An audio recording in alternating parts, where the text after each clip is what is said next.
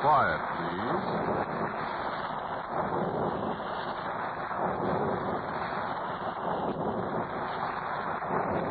Quiet, please.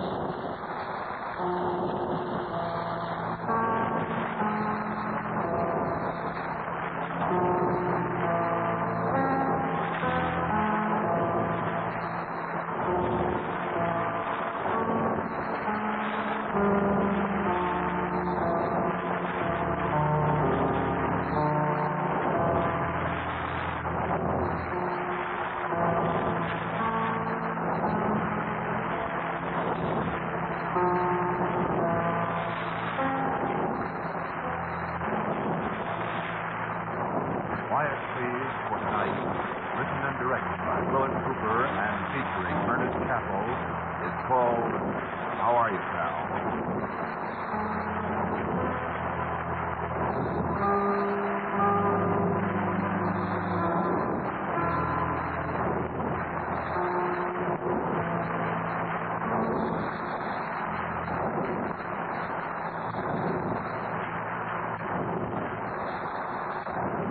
I want you to play a little game. I want you to get a piece of paper and pencil and write down 3 words. Just write them down and hold on to them, because before we do this half hour, you'll find you have need of them. It'll take you just a moment to find pencil and paper. Only another moment to write down the 3 words I'll give you. Write them down and keep them alongside you. Write down first, yes. Next, write down yours. Now, write down mine. Yes, yours, mine. That's all. Now relax and listen to me.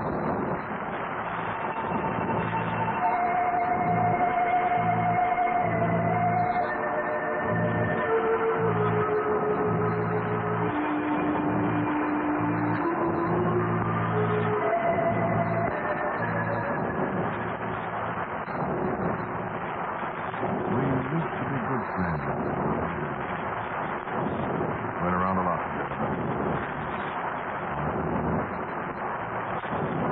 Long time ago.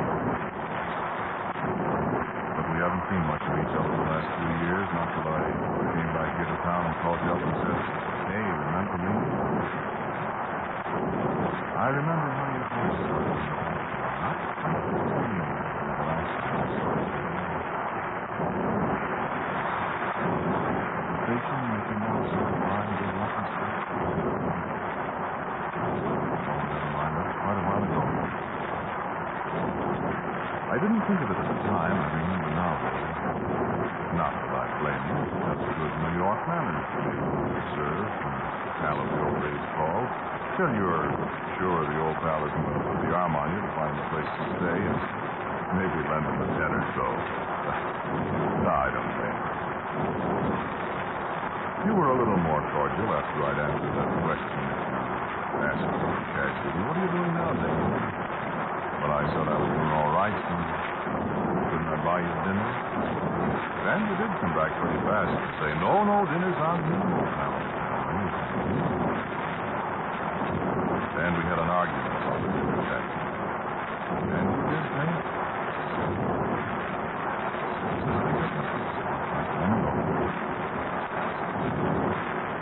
We had a lot of laughs at that dinner, talking about the fine Christmas, the trick presents we used to give to each other. Some of the people, some of them you both liked, and some of them one of us liked and the other didn't. And the top hat you gave me for my birthday. Great laugh, because I wouldn't have thought of an alligator like that on. So, I gave you the silver-mounted stag-handled hunting knife because you were strictly the nightclub type and wouldn't be caught in the woods if you were starving for hadn't left. And I made you give me a penny for it because a gift might have thankful. I still had the feeling the other day. It fell out of my pocket.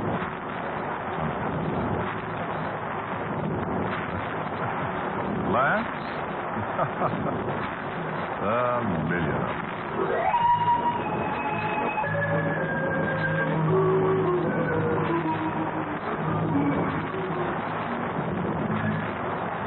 Been a long time since we saw each other, hasn't it?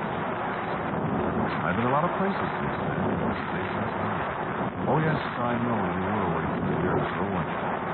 Sure, I keep track of you all the time. I keep track of all my little travels, pal, especially you. You know, there's so many things we didn't get a chance to talk about. You know what I mean? So many. Say, you comfortable in that chair? Well, don't wiggle, I get nervous. I meant to ask you, you haven't been getting into any jams or anything like that while I've been away, have you? I sure hope not. You're so doggone impulsive, you know. I remember how many jams I got you out of in the old days. No, I'm not bragging, pal. I don't mean to be grateful or anything like that. That was in the old days. The days when we used to be on the town together.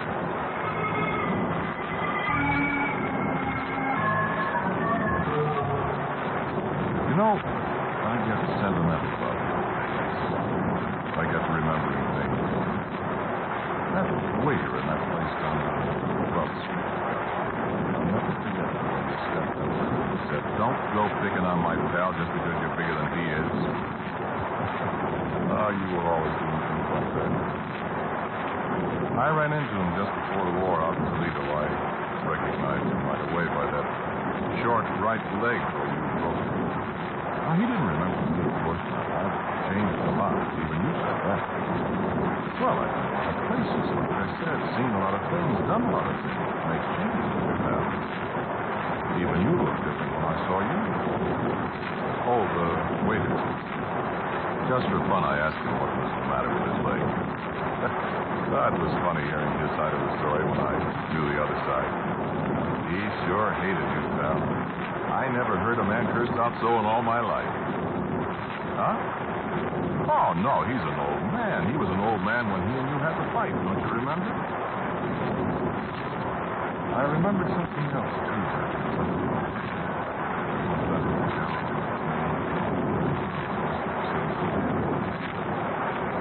I remembered all of a sudden as I was running.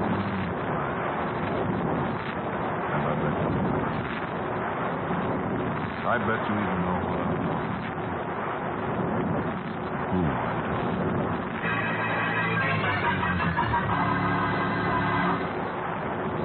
What was your name? Simple name doesn't make any difference. Better not to mention it. We were sitting on the steps now. Well, it's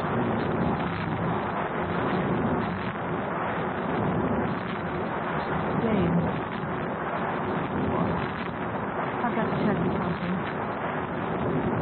I love you. That's not his name. Take it. No.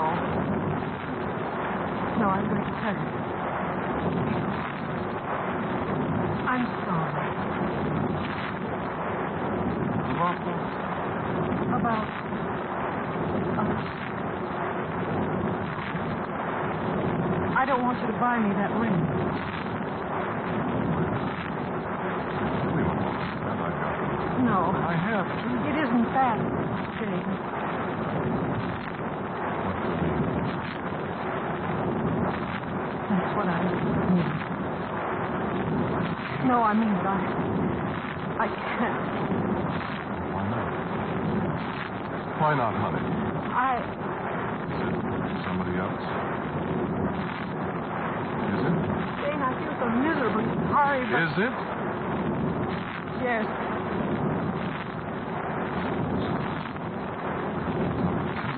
I know. Oh, Dane, I didn't want to hurt you. And I tried not to tell you. But, Dane, I can't.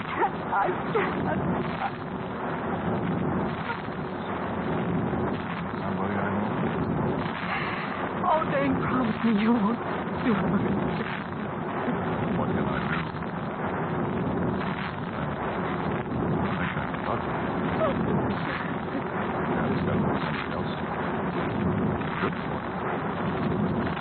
Who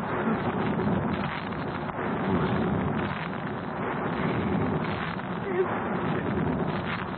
It's your best friend, Dave.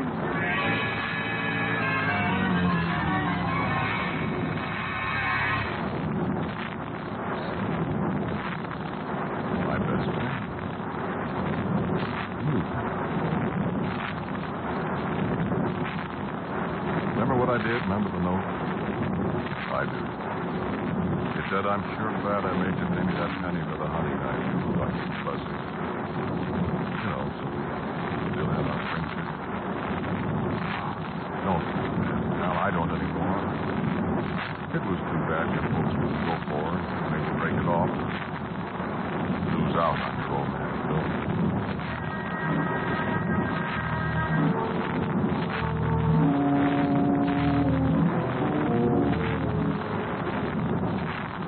I still think she was very silly at the moment she touched that escape from the dark on the park that night. That was just before your wedding, wasn't it? And you did go to the funeral. I remember it so much. We shook hands. All of them. A long time ago. I guess I never told you about finding her in the water the last day. Did I? Guess you didn't know, I thought. I was everything. I was kind of crazy about that girl. I just come back to town, remember?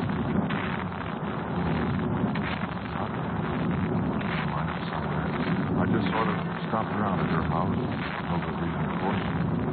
Her mother was coming to work. She said she was going skating, Dave, out on the Park Lake. I told her she shouldn't. That ice isn't thick enough yet, but she was bound, determined to go. She'll be home any minute. Why don't you walk over toward the park and meet Steve on the way home? So I did. And all the way to the park, I kept whistling. I used to always whistle a kiss in the dark, and she'd recognize it. And I met that old park policeman, Sparrow Cop, we used to call him, remember? He said he'd seen her, and she was talking to some fella. He didn't see who it was. Anyway, he was cold and smoked. I walked over to the lake. There was a big black hole in the ice. Something floating in it. And of course it was her. I yelled for the cop, and he came running, but he was so fast, remember? So I slid on the ice on my belly and dragged her out. I thought that was her little green beret that was floating in the cold water after I pulled her out.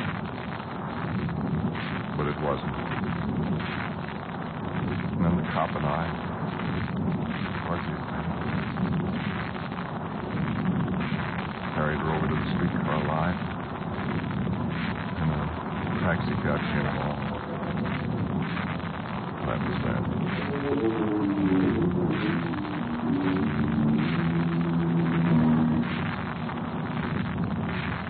So she's gone. That's a long time ago. Oh, and say, talking about gag presents we used to give each other, remember the pair of green Norwegian mittens I gave you one Christmas? And you lost one of them. I found one to match some old stuff I was going over the other day. I mailed it to you. I guess you've got it all.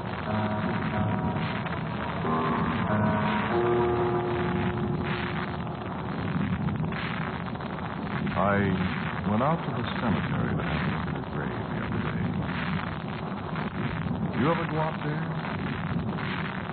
Oh, I guess you wouldn't be being married and quite a guy around town and all that. There's not much room for sentiment like that in the world, is there now? Not anymore. No, not anymore. It used to be, but not anymore. What's one more dead person in the world? War and famine, misery and stuff like that. I went through that war and saw a lot of people get killed. A lot of good friends of mine. But I never forgot her. I thought about her a good deal. Somebody had. So I went out to look at her grave. What was her name? Funny the way your memory slips. Some things you can remember for years and years, just as clearly as if they happened yesterday. Like the way I told you about finding her. You remember things that way, too? You remembering anything now? Well, what are you fidgeting for, then? Sit still. You make me nervous. I make you nervous. No, I didn't mean to, pal. You know what?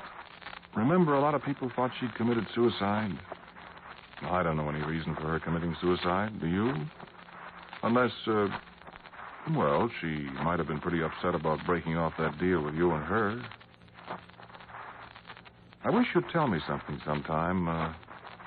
How did you break it off? Did you just tell her? Did you take one last walk in the park and say, hey, kid, it's all off? Or what? Oh, I suppose it's none of my business after all, but I wonder about things like that. I wondered so many times what she said. Did she put up a big beef about it, or did she take it, well, like I had to take it when she told me about you? I'd have been willing, you know, to step up and be the big-hearted stiff and say to her, well, now, look, kid, if the deal with my pal's off, I'm still sticking around. I'm all set for it if you want any part of me. You know, I really loved her. But I didn't get a chance. That's why I went away, I guess. I suppose that's why I came back, too. You got that green mitten I sent you? No, I didn't put my name on the package. I figured you'd know who sent it. And you got the pair now, if you kept the other one. But the one I sent you was all shrunk up. You couldn't wear it, I know. Water. That's what it is. Wool shrinks in water unless you take care of it. And I guess nobody took care of this one. It's probably been lying around in hotel dresser drawers and old suitcases for years. Anyway, you know where it's been.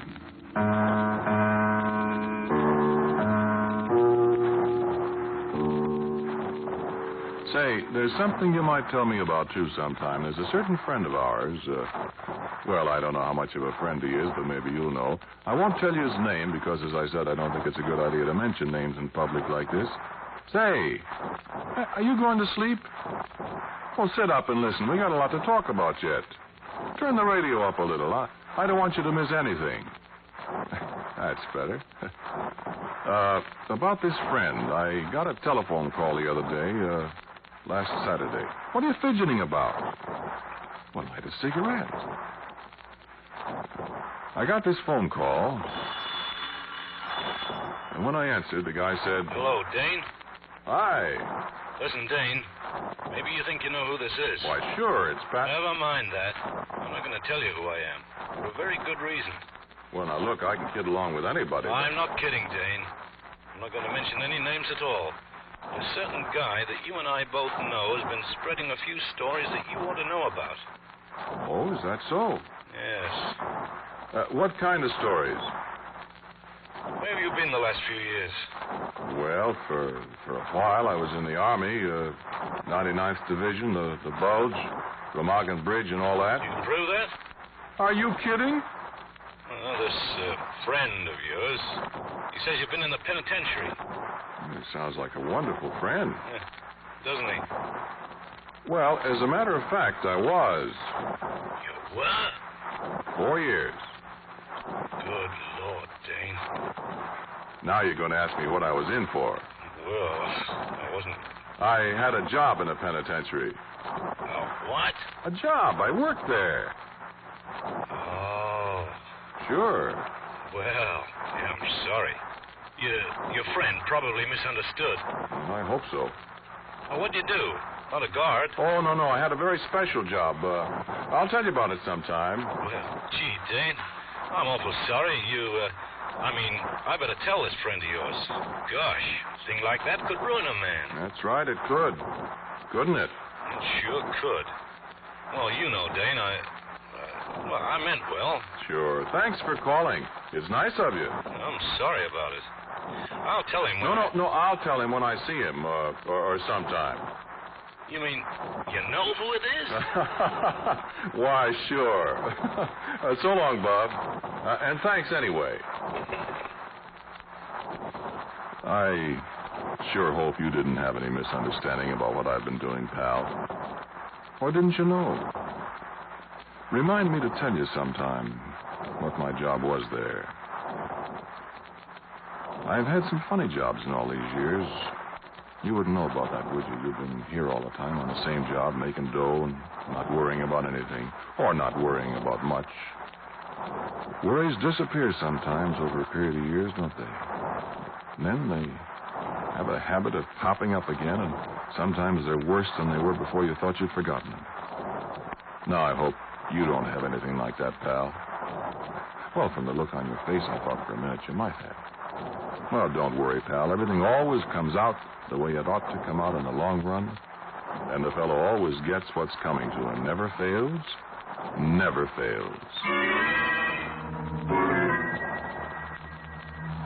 You know, one of the things about a guy in my setup is I got very little to worry about.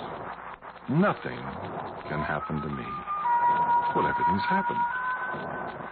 Now, take a fellow like you, pal. You're fairly well off. You got a lot of friends, and you're doing all right. But what if you got one of those kicks in the teeth, like a few I've had? What happens to you then? Tough thing to think about, worry about. Lie awake nights about. Me, I don't have to worry. I'm as free as the air. I've got everything I want. Or almost everything I want. Pretty soon I'll have everything, and that's that. We're neither one of us young anymore, are we? Oh, we're not old men, sure, but we aren't the fast kids we were once when we were pals together. Before she died and we kind of broke up and went our ways. Say, what time is it? Let's see your watch. Oh, time sure flies, doesn't it? I've only got a few more minutes with you, pal. Just a few more minutes. Here I stand gassing, and you're sitting there clutching that piece of paper. Look, be a pal and hang on to it for a little while yet. Just 6 or 7 minutes, as a matter of fact, and then I'll stop and you take it from there. I wanted to tell you about last Saturday, though, first. I had a couple of fellas from my old outfit to see. Well, you know us veterans. And I sat around with one of them all afternoon, knocking over bottles of beer and hashing over the bulge and some of the things they put me up to after the war. I don't usually take more than 2 beers in an afternoon, but, Glad, you know how it is. Or do you? No, I guess you don't. You weren't in the service, were you? I remember now. Oh, well, we can't all be heroes, I always say. The reason we sat around so long was this pal of mine out of the 99th spilled something about a special job I had to do after the war up in Germany. I wasn't very anxious to have everybody in the world know about it, so I kidded about it a lot with this feather merchant we were talking to, and, well, pretty soon it was 7 o'clock, and the civilian was still asking questions with his eyes bulging out. So I had one more beer, and I went back to the hotel. And you know what? Somebody had been in my room. I tried to figure out how anybody could have got in there without the hotel people putting up a big squawk, and they say they didn't know anything about it. And then, all of a sudden, I remembered. I remembered that night I was at your house, and we ate the chicken a la king and kidded about the knife and stuff. I went back to the hotel, and I'd lost my key. Might have been in a taxi cab or someplace, I don't know where. It was a good thing the hotel people had another key for my room, even if the night clerk did beef about people losing keys. Can't get metal to make them or some long line of stuff like that, so I said, okay, bud, I'll pay you for it. went upstairs and hid the sack.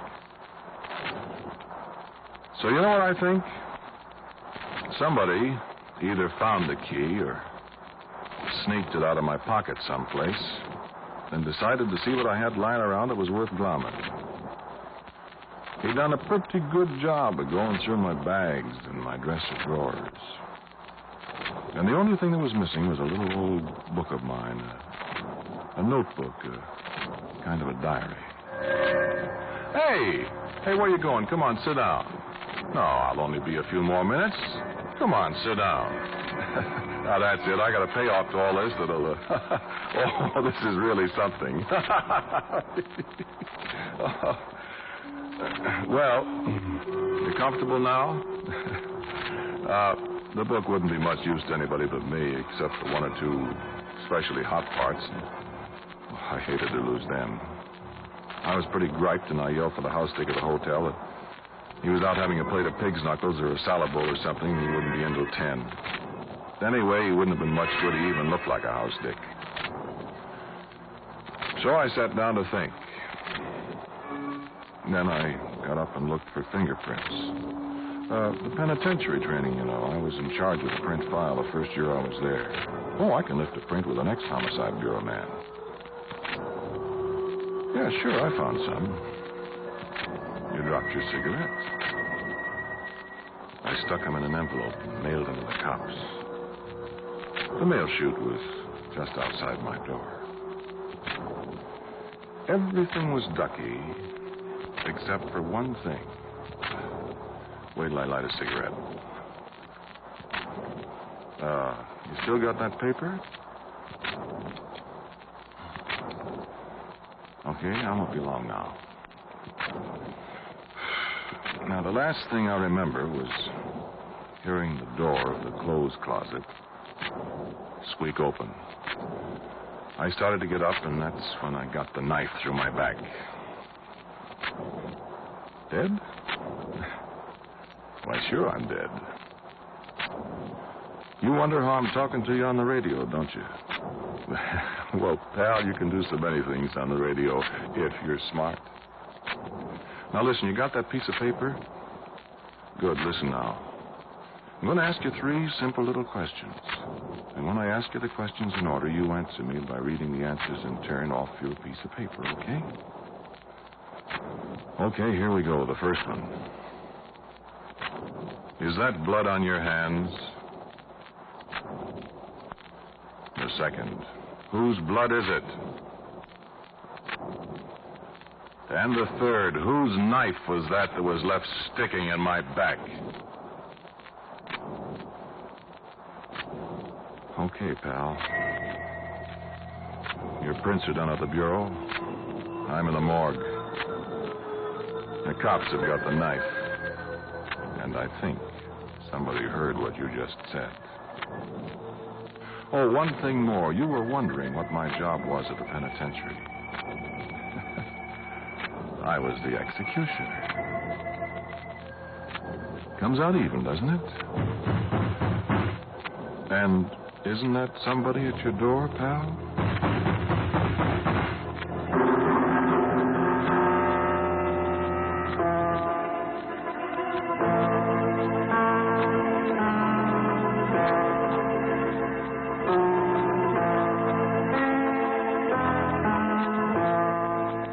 You have been listening to Quiet Please, which is written and directed by Willis Cooper.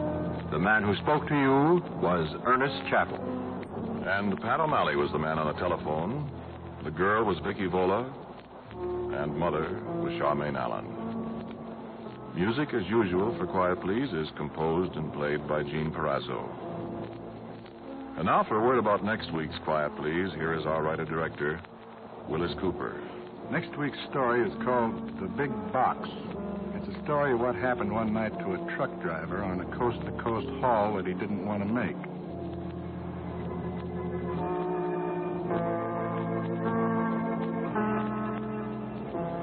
And so, until next week at this time, I am quietly yours, Ernest Chappell.